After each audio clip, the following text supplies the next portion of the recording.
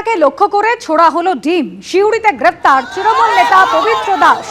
আদালত থেকে নিয়ে যাওয়ার সময় তার উদ্দেশ্যে ডিম ছোড়ে স্থানীয় মানুষ।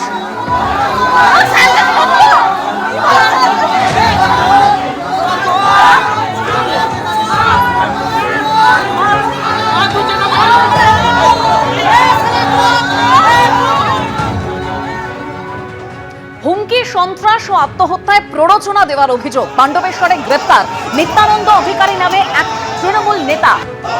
গ্রেপ্তার যুধিষ্ঠির ঘোষ নামে এক কয়লা ব্যবসায়ীও।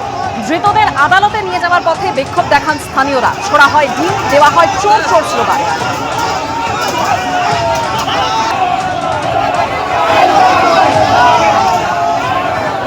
ধনেখালির বেসরকারি কলেজ থেকে উদ্ধার হয়েছে সরকারি ত্রাণ সামগ্রী। ত্রাণ সামগ্রীর পাশাপাশি রয়েছে রড, লাঠি, ডাস্টবিন, ফুটবল সহ প্রচুর সামগ্রী এখান থেকে উদ্ধার করা হয়েছে।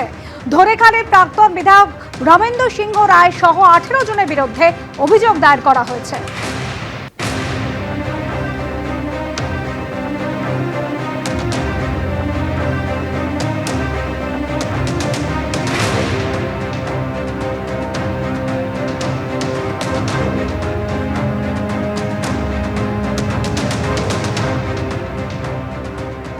এবার আসছি পরের খবরে। হলতার পর নন্দীগ্রাম ফের তৃণমূল নেতাকে হাফ প্যান্ট পরিয়ে পুনর্নির্মাণ। জাহাঙ্গীর খানের ছবি আমরা দেখেছি, আর জাহাঙ্গীর খানের পর আরো এক তৃণমূল নেতাকে নিয়ে পুনর্নির্মাণ। ধৃত তৃণমূল নেতা আব্দুল আলিম আলরাজিকে নিয়ে পুনর্নির্মাণ করলো পুলিশ। আব্দুল আলিম আলরাজি নন্দীগ্রাম পঞ্চায়েত সমিতির বিরোধী দলনেতা। নন্দীগ্রামের বঙ্কিম মোড় এলাকায় ঘোরানো হলো হাফ প্যান্ট পরিয়ে। ধৃত তৃণমূল নেতার বিরুদ্ধে মারধর, বাড়ি ভাঙচুর সহ একাধিক অভিযোগ রয়েছে।